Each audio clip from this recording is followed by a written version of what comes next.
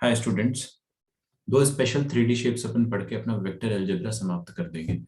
अच्छा, ये दोनों जो स्पेशल थ्री डी शेप्स है, इस पर्टिकुलर टॉपिक को आप थ्री डी ज्योमेट्री में भी एसोसिएट कर सकते हो कि ये थ्री डी ज्योमेट्री के अंदर आता है। आप ये भी बोल सकते हो कि ये वेक्टर का पार्ट है। वेक्टर थ्री डी बेसिकली बहुत सारे टॉपिक शेयर करते हैं, है ना। तो इसमें कोई दिक्कत की बात नहीं है। यू कैन कॉल इट कि हाँ, ये थ्री डी का भी टॉपिक है। तो सबसे पहला जो मैं आपको पढ़ाना जा रहा हूँ shape, that is tetrahedral. Tetrahedral, ये वर्ड आपने केमिस्ट्री में सुना होगा, कई बार सुना होगा, या फिर आपने हो सकता है ये सुना हो टेट्राहेड्रॉन। ठीक है, टेट्राहेड्रॉन आपने सुना होगा। क्या होता है टेट्राहेड्रल या टेट्राहेड्रॉन, उसके बारे में अपन समझते हैं। देखिए, basically it's a pyramid. It's a pyramid with triangular base. Pyramid with triangular base.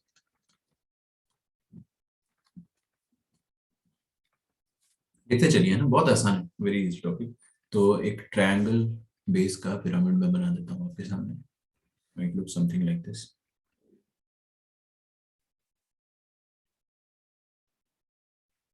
ठीक है, ये बेस है और ऊपर देखो एक पॉइंट है। ये वाले पॉइंट से मैं सारे वर्टेक्स, जैसे कि इसको मैं एबीसी बोल देता हूँ, ये पूरा बेस है। तो इससे मैं सारे वर्टेक्स को ज्वाइन करना चाहता हूँ। ठीक है, तो I will try to use the red colour here. इन दोनों को मैंने ऐसे ज्वाइन करा,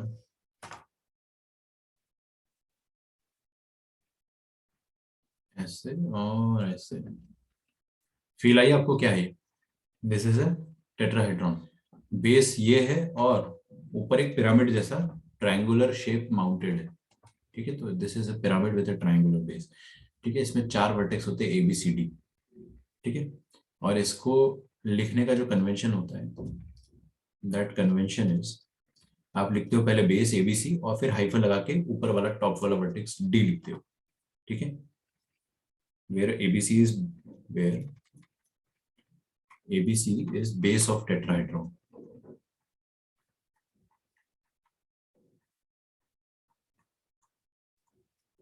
ठीक है, बनाइए शेप को।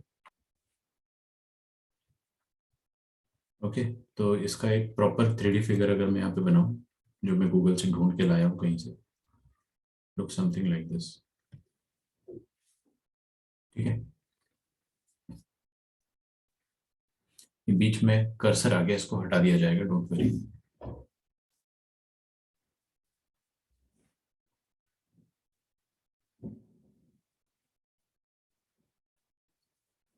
गुड।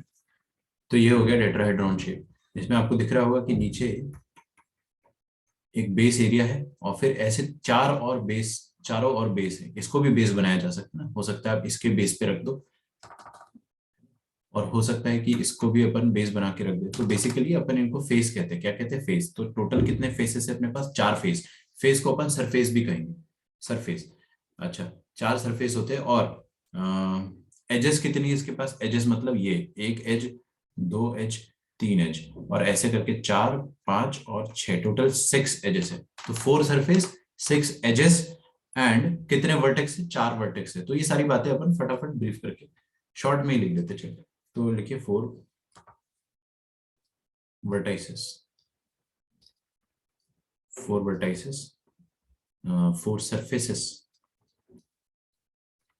ठीक है, एंड सिक्स एजेस। ठीक है, और इसका एक खूबसूरत सेंटर होता है यहाँ कहीं। क्या होता है? खूबसूरत सा एक सेंटर होता है, जिसको हम इस पर्टिकुलर बॉडी का सेंटर ऑफ मास कहते हैं। ठीक है, उसको हम कहेंगे वन सेंटर। आप चाहे तो उस सेंटर को सिंपली सेंटर बोलो, या कभी कभी सेंट्रॉइड बोलते हैं, लेकिन सेंट्रॉइड हम बोलेंगे नहीं। क्यों? क्योंकि सेंट्रॉइड बेटा ट्रायंगल का होता है, ऐसे शेप का अपन सेंटर नहीं, सेंट्रॉइड नहीं बोलते। अरे यार, सॉरी।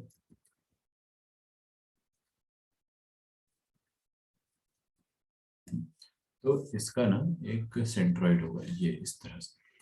ठीक है, इसे आप ड्रॉ कर लीजिए, और इतना जो मैंने लिखवाया उसको अच्छे से लिख लो।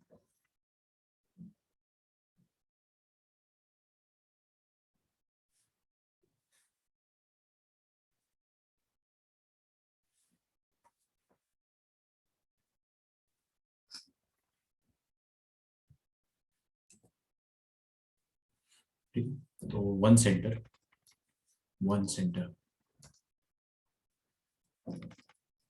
अब इसका सेंटर कैसे निकालेंगे? जैसे कि अगर आप फिजिक्स पढ़ रहे हो, फिजिक्स में सेंटर कैसे निकालते थे? सेंटर ऑफ मास निकालते थे ना, कैसे? इंटीग्रेशन वाली मेथड से आपको पढ़ाया गया हो, integral of RDM upon integral of DM, ऐसा करके अपन को सेंटर ऑफ मास निकालते थे। ऑल्दो मेरे को यहाँ पर वो सब करने की जरूरत नहीं है, यहाँ पर मैं आपको इसका सेंटर डायरेक्टली वेक्टर मेथड से निकाल कर बताऊंगा कि वेक्टर के साथ, वेक्टर की मदद से अपन इसका सेंटर कैसे निकालते थे। बस for the timing you can feel that इसका जो सेंटर होता है that is basically a point जहां पर इसका सेंटर ऑफ मास पाया जाएगा। ठीक है क्या? चलिए आगे बढ़ते हैं और कुछ बातें अपन यहाँ पे लिखते हैं। 1 2 3 4 5, हाँ लिखिए। 6.3 pair of opposite edges, 3 pair of opposite edges. ठीक है, ऑपोजिट एजेस मतलब क्या होती है? वो एजेस जो आपस में टकरा नहीं रही है। सामने देखिए सर, बहुत इजी है। जैसे कि ये वाला एज हो गया है और इस ये वाला एज, ये दोनों ऑपोजिट होगी because they are not intersecting, ये टकरा नहीं रही है ना, तो ये दोनों ऑपोजिट एज कहलाएगी। मतलब आप कोई भी एज को पकड़ो और उसके सामने वाला एज, ये वाला एज। ठीक है क्या? अच्छा, तो नाम अगर मैं इनका ऐसे दे देता हूँ A B C and D, तो ये बी सी और ए डी ये ऑपोजिट एजेस है। ठीक है, उसी तरह से अगर अपन ये देखें ए बी और ये इसका ऑपोजिट हो जाएगा डी सी। समझ में आ रहा है ना अपने को? बस दीज आर ऑपोजिट एजेस, तो 3 पेयर ऑफ ऑपोजिट एजेस। वो तो ऐसा ले लो, एक फर्श वाली, एक हवा वाली। मैं लिख देता हूँ यहाँ पे, जैसे कि मैंने लिखा BC। तो चलो एक काम करते हैं आराम से। सबसे पहले AB लिखा मैंने, तो कलर चेंज करना पड़ेगा। AB के सामने क्या है? DC, तो AB and BC they are what? Opposite edges. फिर अगर मैंने BC लिया तो BC के सामने AD अगेन आ जाएगा, तो BC एंड AD ये दोनों ऑपोजिट एजेस हो गए। और क्या ले ले भाई? ये वाला ले लेते हैं, ये और ये ऑपोजिट हो गए दोनों। ठीक है ना, AC और BD। प्लीज इसको आप लिख डालिए।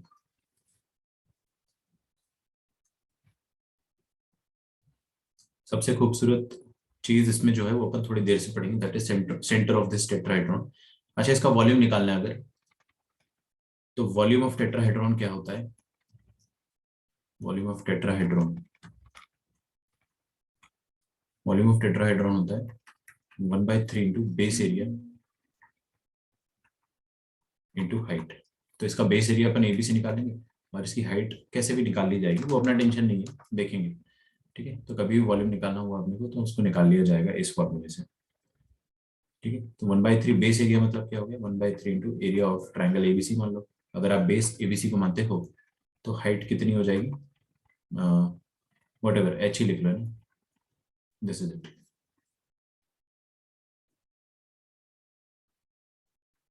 अब देखते हैं अपन इसके बारे में कि इसका सेंट्रॉइड क्या होता है, इस टेट्राहेड्रॉन का सेंट्रॉइड क्या होता है। तो this point is very important, point number 8। Point number 8 लिखिए आप।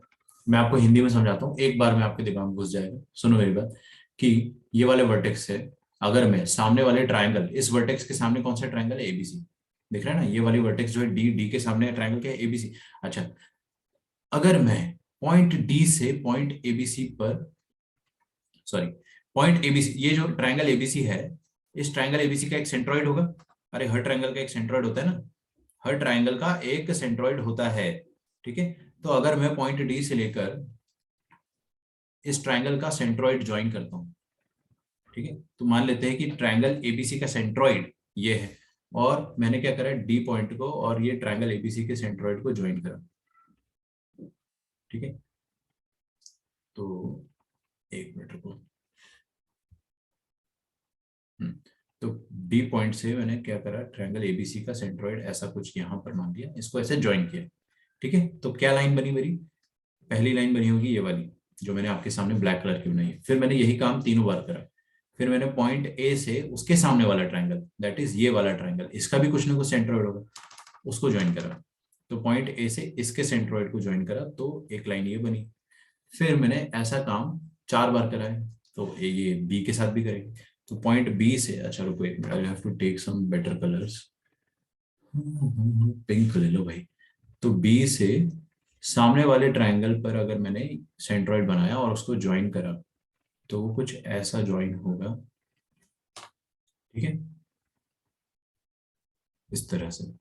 और यही चीज मैंने सी के साथ भी करा। तो पॉइंट सी के साथ करेंगे तो आई हैव टू टेक ये वाला कलर ले लेते हैं, देखते देखता है कि नहीं, देख तो रहा है। ये वाले ट्रायंगल का सेंट्रोइड, ये वाले ट्रायंगल का सेंट्रोइड अभी मान लो ऐसा है, और चारों ये जो लाइंस मैंने बनाई है वो कैसे बनाई है, हर वर्टेक्स को उसके सामने वाले ट्रायंगल के सेंट्रोइड से ज्वाइन करा है, हर वर्टेक्स को उसके सामने वाले ट्रायंगल के सेंट्रोइड से ज्वाइन करा है। तो जो ये चारों जो लाइंस बनी है मेरे पास, ऑल दिस फोर लाइंस, ये जहां पर इंटरसेक्ट होती है, ये जहां पर इंटरसेक्ट होती है, that particular point is called the centre of tetrahedron. Tetrahedron का सेंटर ये वाला पॉइंट कहलाता है। इस पॉइंट को मैं जी बोल दे रहा हूं, ठीक है। स्टैंडर्ड नोटेशन नहीं है, ऐसा नहीं है कि सारी दुनिया जी बोलती है, मैं ऐसे ही जी बोल दे रहा हूं। ये पॉइंट जी जो है वो मैंने लिख दिया। अब इस पॉइंट जी के मेरे को क्या लिखना है, पोजीशन वेक्टर। मान लो ए वेक्टर, सॉरी, ए पॉइंट का कोऑर्डिनेट ए वेक्टर है, बी पॉइंट का कोऑर्डिनेट बी वेक्टर है, कोऑर्डिनेट मतलब पोजीशन वेक्टर, सी पॉइंट का कोऑर्डिनेट सी वेक्टर है, डी पॉइंट का कोऑर्डिनेट मतलब डी वेक्टर है, ये अपने को दे रखा है। तो ये सेंट्रोइड जो होगा टेट्राहेड्रॉन का, जहां पर पूरे टेट्राहेड्रॉन का सेंटर ऑफ मास होता है, उसका कोऑर्डिनेट कैसे लिखा जाएगा, उसके कोऑर्डिनेट को मैं जी वेक्टर मान लेता हूं, और वो जी वेक्टर ऐसा लिखा जाता है। देखिएगा ना, बहुत बहुत आसान फॉर्मूला, आप गैस कर सकते हो क्या होना चाहिए। मतलब दुनिया में, यूनिवर्स में सिमेट्री है ना, तो अगर एक गैस ही मारना हो, अगर आपको केबीसी में बैठे हो और तुक्का मारना हो, तो क्या मारोगे, वही जो आप सोच रहे हो, A plus B plus C plus D by, क्या होना चाहिए बताइए। सेंट्रोइड ऑफ ट्राइंगल में जो होता था 3 होता था, यहाँ पे 4 हो जाता है। तो ये वाला फॉर्मूला होता है सेंटर ऑफ टेट्राहेड्रॉन के पोजीशन वेक्टर का, ठीक है। लिख लो इस चीज को।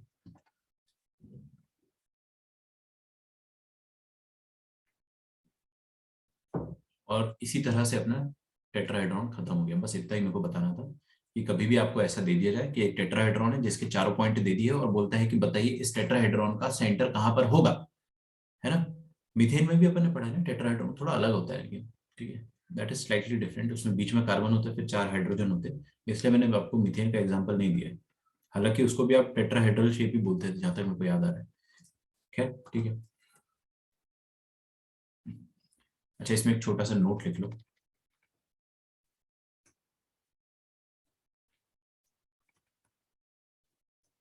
ठीक है, पहले हिंदी में बता दूंगा फिर अंग्रेजी में बता दूंगा, खेल खत्म, अपना टेट्राहेड्रॉन भी खत्म हो जाएगा। तो दिस इज अ टेट्राहेड्रॉन। तो अपन ने इसका सेंट्रोइड जो पढ़ा है, किसका, टेट्राहेड्रॉन का सेंटर, सॉरी, वो कैसे पढ़ा कि एक वर्टेक्स है, सामने वाले ट्रायंगल के सेंट्रोइड को, सामने वाला ट्रायंगल जो है उसका कुछ ना कुछ सेंट्रोइड होगा ना, उसको ज्वाइन करना है, हर वर्टेक्स को उसके सामने वाले ट्रायंगल के सेंट्रोइड से ऐसे ज्वाइन करो, वो जहां पर इंटरसेक्ट करेगी वो सेंट्रोइड होता है। ये डेफिनेशन है। निकालने का तरीका बहुत आसान है, ऐसे निकाल लोगे।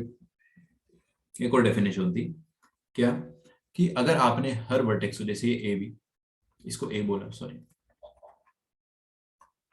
ए बी सी और डी, ठीक है। ये टॉपिक्स आप ऐसे पढ़ो कि आपको रिवाइज करने की जरूरत ही ना पड़े। ये one and once and for all final, ये आपका एक फाइनल टच है, यही रिवीजन है और यही आपका फर्स्ट टाइम, क्योंकि अभी आप इसको पढ़ोगे, अभी सॉल्व करोगे, बाद में पढ़ने की जरूरत ही नहीं पड़ेगी, बाद में पुराने टॉपिक्स पढ़ेंगे अपन, ठीक है। हाँ देख लो आसानी से। देखो क्या होता है, हर एज का, edge number 1, edge number 2, edge number 3, edge number 4, edge number 5, और ये एज नंबर 6, टोटल कितनी एजेस है अपने पास, 6 एजेस है। हर एज के मिड पॉइंट को आप अगर उसके सामने वाले एज के मिड पॉइंट से ज्वाइन करते हो, ये एडी का मिड पॉइंट, और एडी के सामने कौन सा है, बीसी, इसका मिड पॉइंट, इन दोनों को आपने ज्वाइन करा, ऐसा आपने सारी एजेस के साथ करा, ठीक है। आपने ये ए बी और उसके सामने वाली एज के साथ भी करा, इन दोनों के मिड पॉइंट को ज्वाइन कर दिया, तो ये चारों लाइंस जो मेरे पास बनने वाली है ये भी सेंट्रॉइड पर मिलती है, बस इतना ही समझाना है। They also meet at centroid, ठीक है। मिड पॉइंट को मिड पॉइंट से ज्वाइन करते हैं तो वो उसको अपन सेंट्रॉइड पर ही मिलाते हैं। This is it. 6 edge, 3 lines बनेगी, बस इसको मैं अंग्रेजी में लिखूंगा अपनी भाषा में, ठीक है। तो लिख लो, इन अ टेट्राहेड्रॉन, ये भी सेंटर ऑफ टेट्राहेड्रॉन पर मिलती है, मतलब ये जी पर मिल रही है, जी का कोऑर्डिनेट या जी के पोजीशन वेक्टर जो है जी वेक्टर है। देखिए, in a tetrahedron, straight lines joining, straight lines joining the midpoint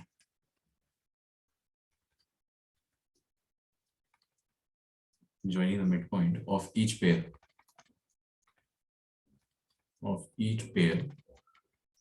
of opposite edges. Each pair of opposite edges are also concurrent.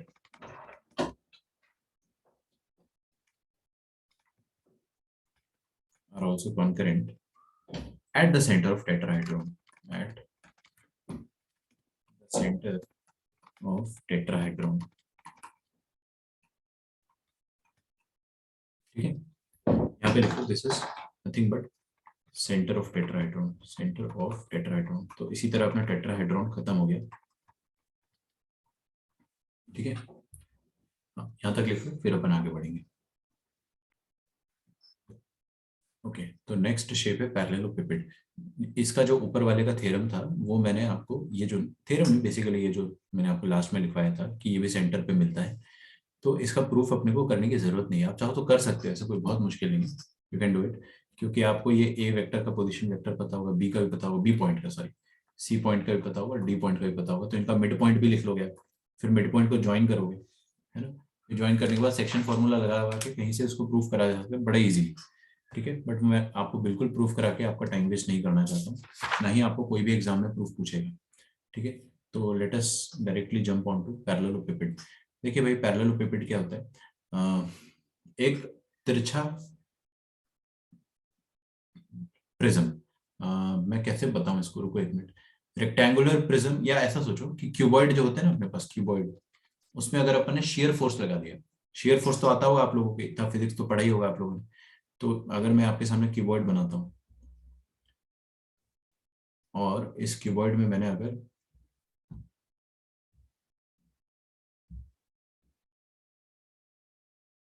Tangential या शेयर फोर्स लगाया, ठीक है, फोर्स मतलब कैसे, जैसे कि इसका बेस जो है उसको मैंने जमीन से चिपका दिया, फेविक्विक, बहुत स्ट्रॉन्ग फेविक्विक लगा के इसको चिपका दिया.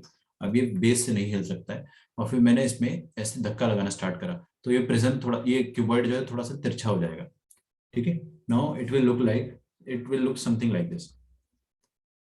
बहुत तेज फोर्स लगाया, ऐसा हल्का फुल्का फोर्स नहीं लगाया, अच्छा खासा तेज फोर्स लगाया मैंने, और कुछ ऐसा दिखने लगा अभी.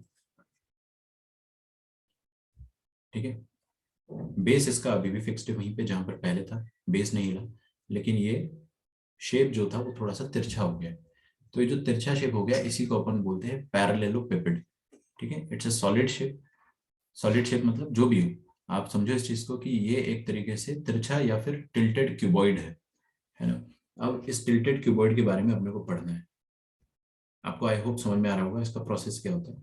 तो क्यूबॉइड में अगर आप शेयर फोर्स लगाते हो तो ये ऐसे तिरछा हो जाता है, तो इट बिकम्स ए पैरेललोपिपेड, है ना. I will draw a parallelepiped. इतनी भी खराब ड्राइंग नहीं है, मैं अच्छे से ड्रॉ कर देता हूँ.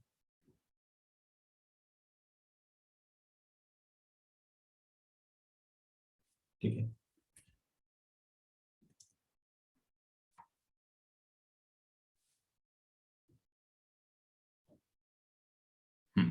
This is it. एंड इनको अपन ज्वाइन कर देंगे. जैसे ही आप ज्वाइन करोगे तो आपको एक बड़ा अच्छा सा शेप दिखने लगेगा. ड्राइंग में मजा आएगा आपको काफी. This is a parallelepiped. ठीक है, किसी को कोई तकलीफ? अच्छा, ठीक है, इसके बारे में क्या पढ़ना है अपने को वो भी अपन समझते हैं.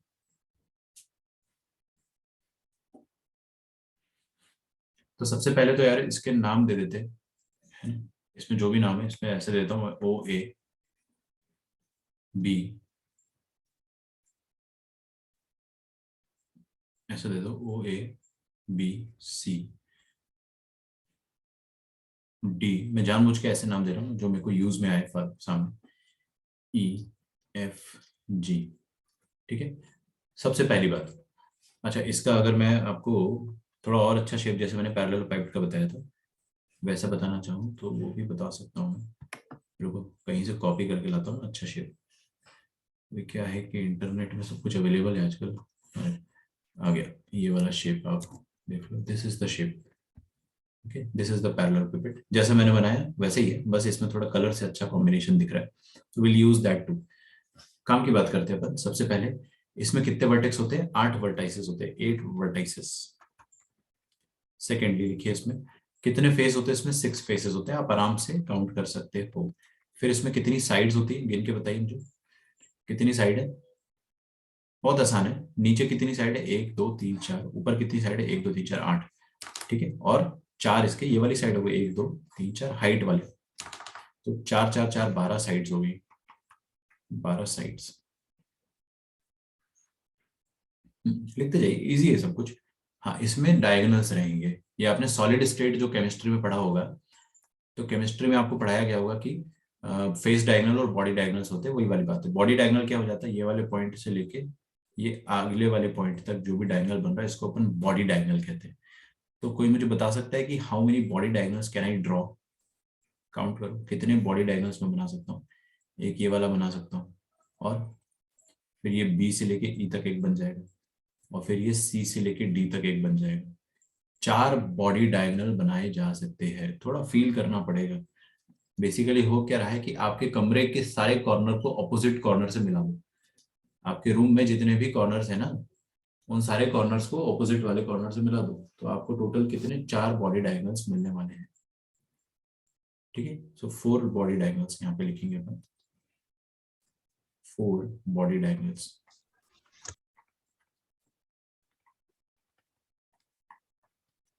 Fifth,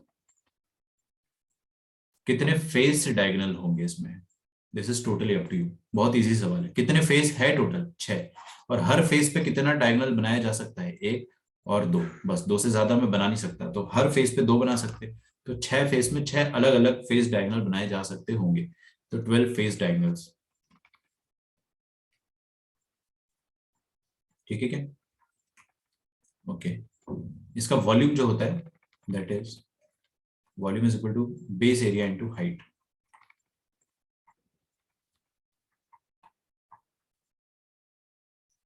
base area into height.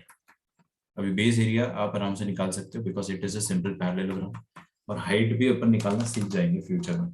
ठीक है, तो वॉल्यूम निकालना हम लोग जरूर सीखेंगे, ये वॉल्यूम के ऊपर एक पूरा टॉपिक डेडिकेटेड है, एसटीपी, स्केलर ट्रिपल प्रोडक्ट, मैं आपको सिखाऊंगा, उसकी चिंता अभी मत करो। 7th पॉइंट लिखते हैं। अब देखो क्या होता है कि, हाँ लिख लो पहले यहाँ तक, अगला वाला पॉइंट थोड़ा इंपॉर्टेंट है, प्लीज राइट डाउन। ये वाला जो शेप है मैंने कहीं इंटरनेट से कॉपी करके लाया हूँ, ठीक है, बट कोई मुझ पर कॉपीराइट क्लेम नहीं लगा सकता है।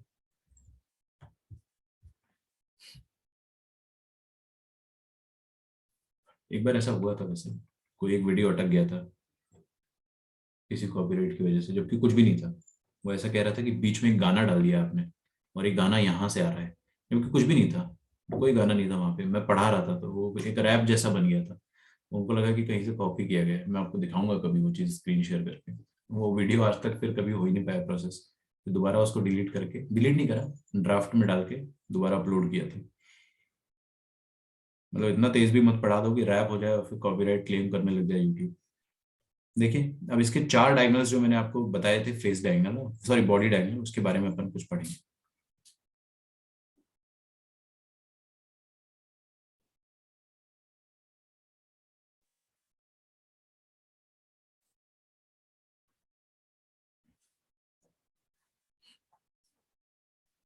सर आप ना रैपर बन जाओ, अरे यार मैं इतना धीरे पढ़ाता हूँ यार।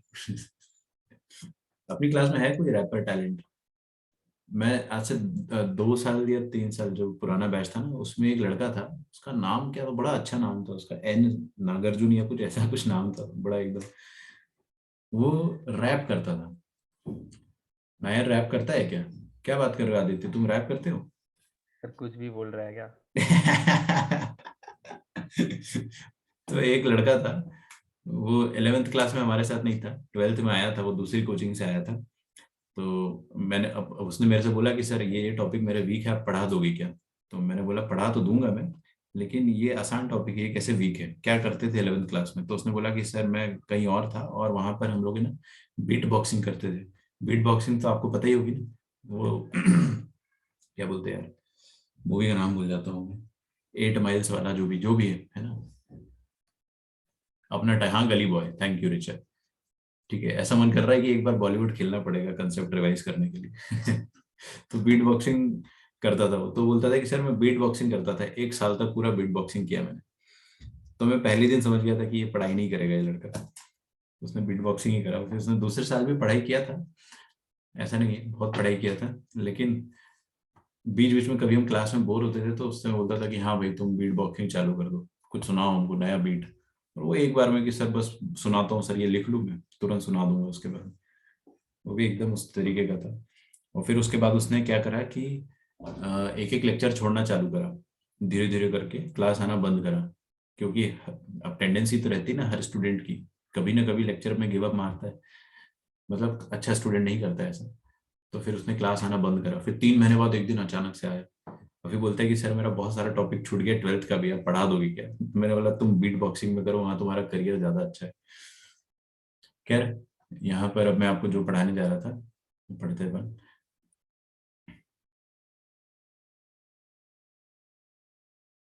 देखिए जॉइन ऑफ मिड पॉइंट, पहले अंग्रेजी में लिख लो, join of mid point of each pair. फिर वो अभी क्या कर रहे हैं पता नहीं। सच में नहीं पता मुझे क्या कर रहा है, कुछ कर रहा हो, काश बीट बॉक्सिंग में अपना करियर बना ले बहुत। अगर आप में सच में बीट बॉक्सिंग का टैलेंट है तो you can generate a lot of money. अच्छा अच्छा टैलेंट हो, ऐसा नहीं, क्योंकि हर बीट जो है वो बहुत महंगी बिकती है बॉलीवुड में या कोई भी म्यूजिक इंडस्ट्री में। Beats are very difficult to create. In the mid point of each pair of opposite edges. आप लोग चालू मत कर देना है ना कि आज से नया धंधा चालू।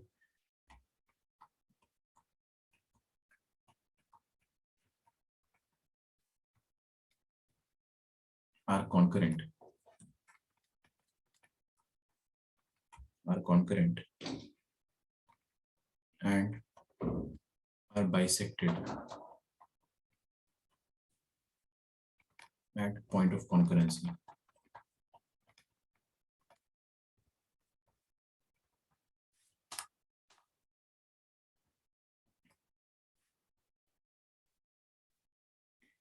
ठीक है,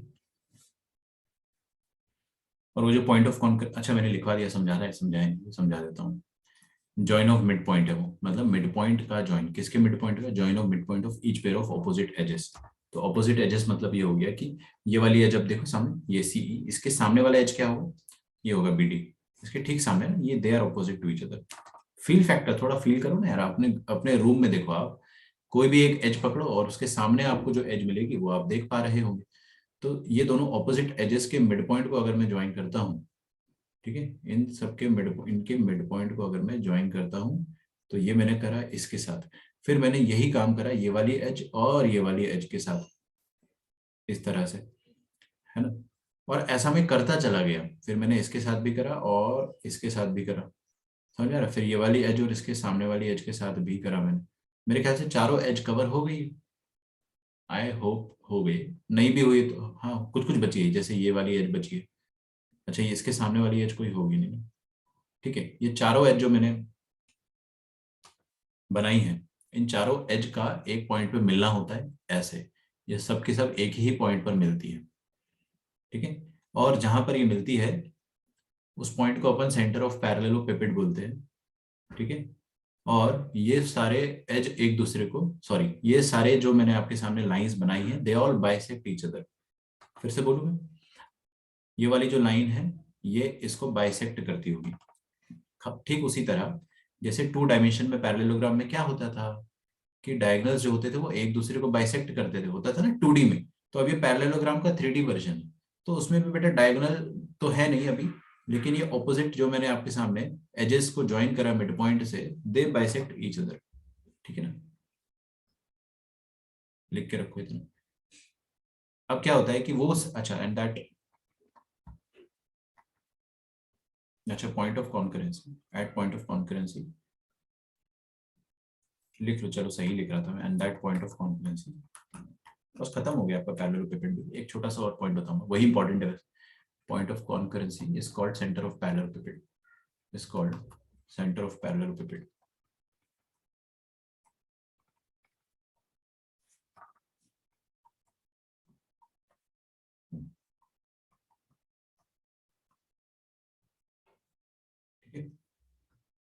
अच्छा, तो पैरेललोपिपेड का सेंटर कैसे निकाला जाए वो अपन सीखते हैं, ठीक है। सबसे पहले मैं क्या करता हूं कि अगर मैंने ये ओ पॉइंट को ओरिजिन बोला, इस ओ पॉइंट को ओरिजिन बोला, और पॉइंट ए के कोऑर्डिनेट्स मैंने ए वेक्टर माने, पॉइंट बी के कोऑर्डिनेट मैंने बी वेक्टर माने, और पॉइंट सी के कोऑर्डिनेट मैंने सी वेक्टर माना, ठीक है। तो ओ से, ये ओ ओरिजिन है, इसको मैं अज्यूम कर रहा हूँ। आपको हर बार अज्यूम नहीं करना है, but for the timing, just for simplicity, I am assuming it as origin. तो क्या मैं ओ ए वेक्टर निकाल सकता हूँ? हाँ बिल्कुल, ओ ए वेक्टर क्या होगा? Final point minus initial point, बाद वाला पॉइंट माइनस पहले वाला point, that is a vector minus zero vector, that is a vector. तो क्या, सुनो सुनो सुनो सुनो, ये ए वेक्टर तो इसका ए पॉइंट ए का कोऑर्डिनेट भी है, और ये वेक्टर का लेंथ, सॉरी ये वेक्टर भी है। This O A vector is nothing but A vector.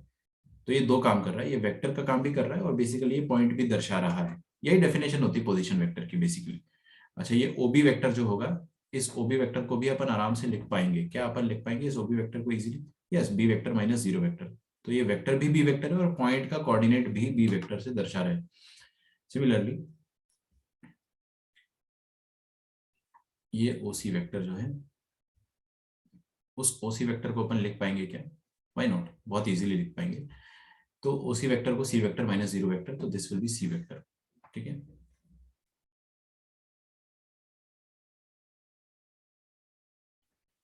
हाँ नहीं नहीं, सेंटर के लिए डायगोनल बाय टू थोड़ा मुश्किल है, कर सकते हो आप जो कह रहे हो।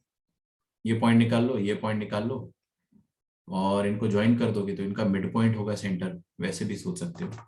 मैं आपको आसान तरीका बता रहा हूँ सेंटर निकालने का, ठीक है।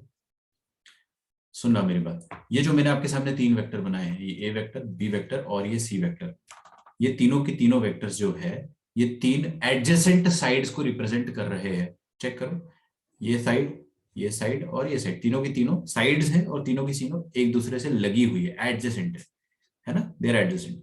और तीनों की तीनों को इनिशियल है, मतलब they are all originating from point A, सबका पॉइंट ऑफ ओरिजिन सेम है ना। ये तो पॉइंट ऑफ ओरिजिन मैंने अज्यूम कर लिया है बाय चांस, तो सबका पॉइंट ऑफ ओरिजिन सेम है। तो किसी भी पैरेललोपिपेड में, अगर आप मेरी बात बहुत ध्यान से सुनेंगे, ठीक है, बहुत ध्यान से सुनेंगे, तो आपको एक बहुत अच्छी चीज समझ में आएगी। ये जो तीन वेक्टर मैंने आपके सामने बनाए हैं, वो ए वेक्टर, ये नीला वाला वेक्टर, इसको मैं ब्लू कर देता हूँ, ठीक है, ये ब्लू वाला वेक्टर, ये रेड वाला vector OB vector, this one, और ये ग्रीन वाला वेक्टर ओसी वेक्टर। तीन को इनिशियल वेक्टर एक पैरेललोपिपेड में जो बनते हैं, उन तीनों को इनिशियल वेक्टर्स का जो रिजल्टेंट होता है, फील कर पा रहे हो मेरी बात को, उन तीनों को इनिशियल वेक्टर का कुछ ना कुछ रिजल्टेंट होगा। रिजल्टेंट कहां पर होगा? बीच में होगा, यहाँ कहीं बीच में होगा, ठीक है। जैसे कि ये तीन वेक्टर्स है, तो इनका रिजल्टेंट जो होगा वो यहाँ कहीं होगा, ऐसा है ना। तो थोड़ा सा फील करने वाली बात है। तो इन तीनों वेक्टर्स का जो रिजल्टेंट होगा वो मान लेते हैं ये, ठीक है। तो वो रिजल्टेंट वेक्टर का जो एंड पॉइंट होता है, that end point is the centre of parallelepiped. Parallelepiped का सेंटर, या फिजिक्स की भाषा में बोले तो उस पैरेललोपिपेड का सेंटर ऑफ मास वाला point, that is point G, that is the centre of parallelepiped. वो कैसे मिलता है आपको?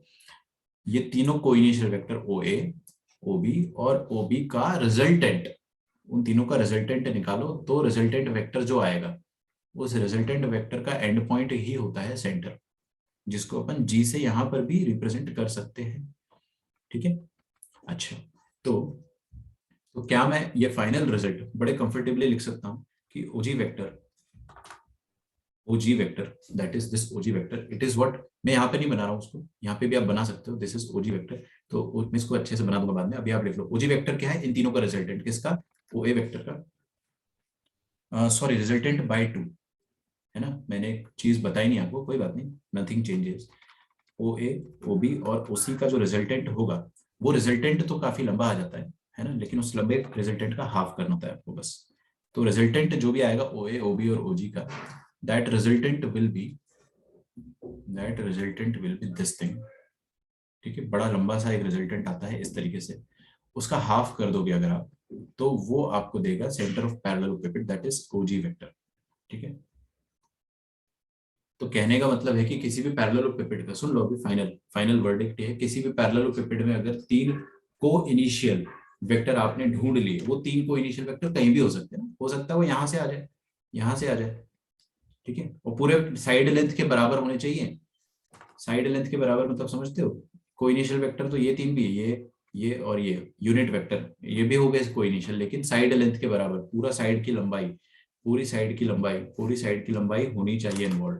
तो अगर ऐसे तीन कोइनिशियल वेक्टर मिलते हैं तो उनका रिजल्टेंट का हाफ ले लो बस, तो जो वेक्टर मिलेगा उसका एंड पॉइंट ही सेंटर होता है, ठीक है। अच्छा, इसको अगर अपन अच्छे से लिखना चाहे और तो ऐसे लिख सकते हैं, देखिएगा, है ना। ओजी वेक्टर क्या हो जाएगा, इसके पोजीशन वेक्टर को या इसका कोऑर्डिनेट मैंने जी वेक्टर मान लिया, तो OG vector can be written as G vector minus zero vector, OA vector can be written as O A vector minus zero vector, OB vector can be written as B vector minus zero vector, OC vector can be written as C vector minus zero vector.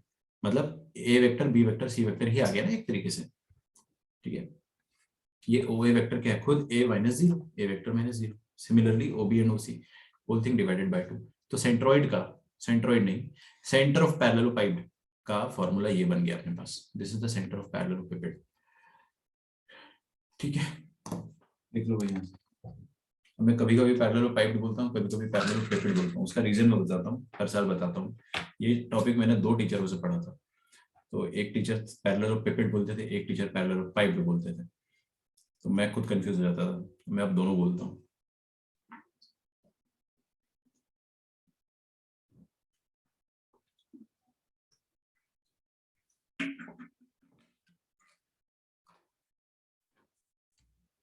Okay,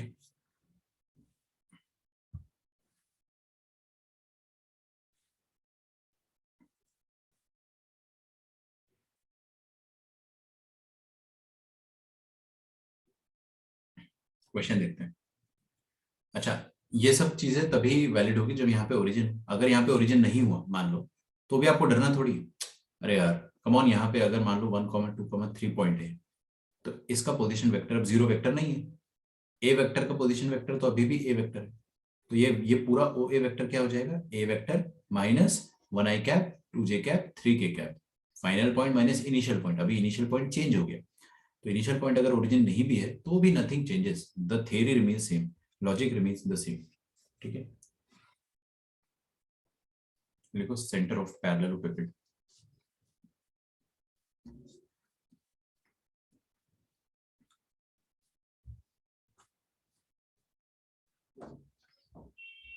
center of parallelepiped formed by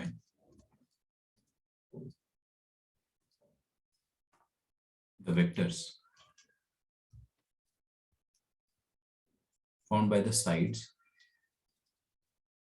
represented by the following vectors।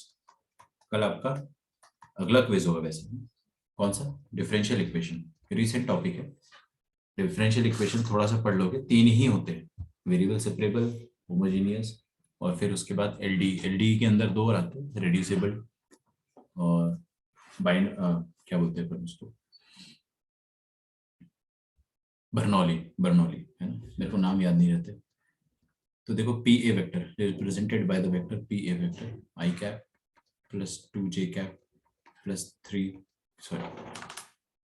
k cap, P B vector 4 i cap minus 3 j cap plus 1 k cap, और P C vector 3 i cap plus 5 j cap minus k cap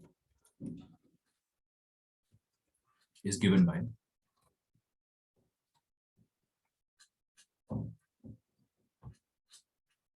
position vector 7, 6, 2. Find the position vector of P। Question पहले लिख लो, थोड़ा सा tricky but easy है।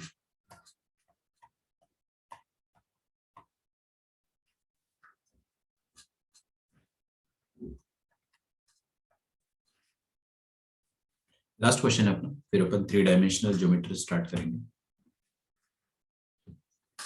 3D geometry में मेरे को काफी कुछ आपको शो करके बताना पड़ेगा, वेक्टर्स एंड ऑल 3D में, तो मैं आपको कैमरा ऑन करके पढ़ूंगा, ठीक है।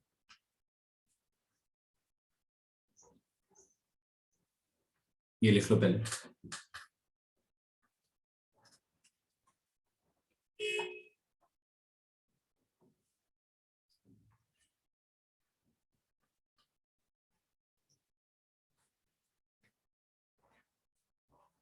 जो अगला टॉपिक है अपना,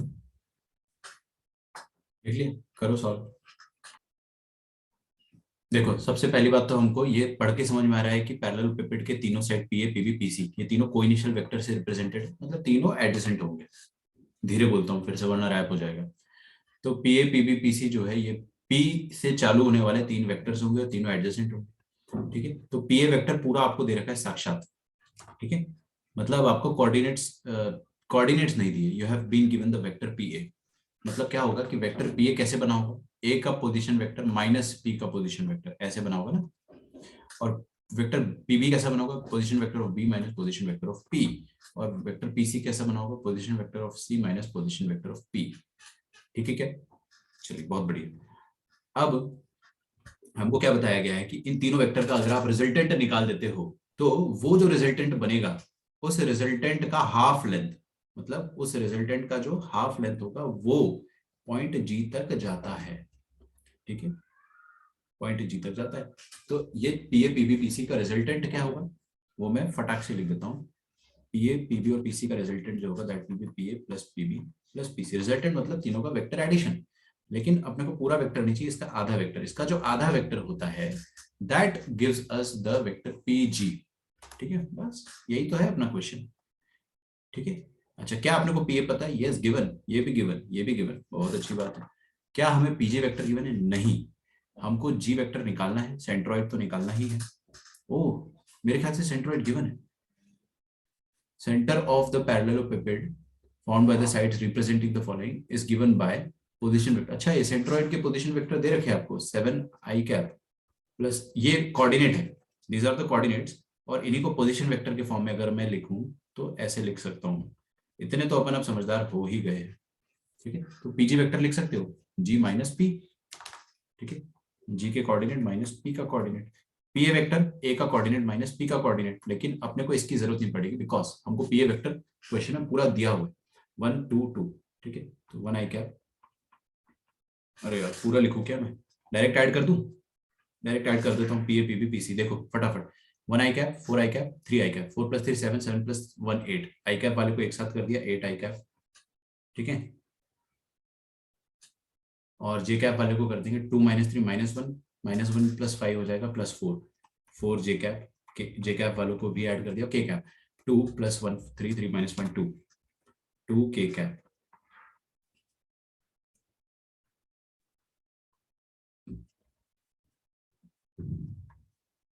होल थिंग डिवाइडेड बाय 2। तो ये आ जाएगा आपके पास जी का कोऑर्डिनेट माइनस पी का कोऑर्डिनेट। अच्छा जी का कोऑर्डिनेट अपने पास है कितना है 7 आई कैप प्लस 6 जे कैप माइनस 2 के कैप। यहाँ पे के कैप लिखना चाहिए था मुझे, अच्छा। और ये माइनस पी, ये हो गया जी का कोऑर्डिनेट माइनस पी का coordinate. This will be equal to 4 i cap plus 2 j cap plus 1 k cap, ठीक है। तो पॉइंट पी के कोऑर्डिनेट आ जाएंगे, पी को उस तरफ पहुंचा दो और 4 आई कैप इधर आएगा। तो 7 माइनस 4 कितना हो जाएगा 3, 3 आई प्लस 6 माइनस 2 4 जे और माइनस 2 माइनस 1 आ जाएगा माइनस 3 के।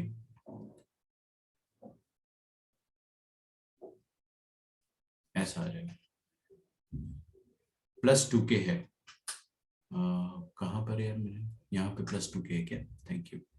तो ये 2 के माइनस के हो जाएगा प्लस के, ठीक है। तो पॉइंट पी का पोजीशन वेक्टर अपने को मिल गया, कितना आ जाएगा 3, 4, 1।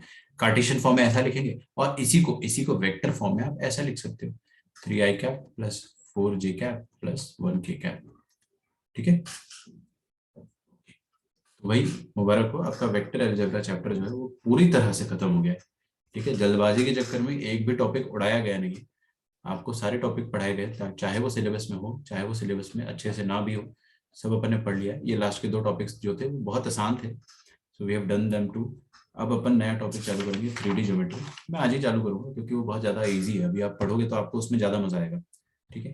तो आपका होमवर्क जो है that is first 50 question of vector algebra, ठीक है, पहले 50 क्वेश्चन। और मैं आप सबसे एकदम रिक्वेस्ट कर रहा हूँ हाथ जोड़ के कि आप एनसीईआरटी एक्सरसाइज 10.1, 10.2, 10.3 और 10 पॉइंट मिसलेनियस जो है वो कर लो। मिसलेनियस में एक टॉपिक है स्केलर ट्रिपल प्रोडक्ट, ठीक है, वो बोर्ड एग्जाम में नहीं आ रहा है, हालांकि वो जेई में आता है, तो मैं आपको पढ़ाऊंगा बट 3D ज्योमेट्री के अंदर पढ़ाऊंगा, तो अभी फिलहाल उसको छोड़ दो, ये सब कर लो। एचएससी में आप वेक्टर अलजेब्रा पूरा सॉल्व कर लो। वेक्टर अलजेब्रा अगर आप चाहो तो मैं बुक खोलकर एक्सरसाइज बता सकता हूँ, ठीक है, तो वो भी मैं कर दूंगा, कोई दिक्कत की बात नहीं। तो सॉल्व दिस वन, ठीक है। Will take a short break of 2 minutes 3 minutes और फिर अपन नया टॉपिक चालू करेंगे, दैट इज 3 डायमेंशनल ज्योमेट्री। फिर अपन 3D में लाइन की इक्वेशन, प्लेन की इक्वेशन, बहुत आसान, बहुत ज्यादा इंटरेस्टिंग है, ठीक है, उनमें आपको ज्यादा मजा आएगा, वो चालू करेंगे, ठीक है। चलिए, तो ये सारा लिख डालिए, फिर अपन नेक्स्ट टॉपिक चालू करते हैं थोड़ी देर से।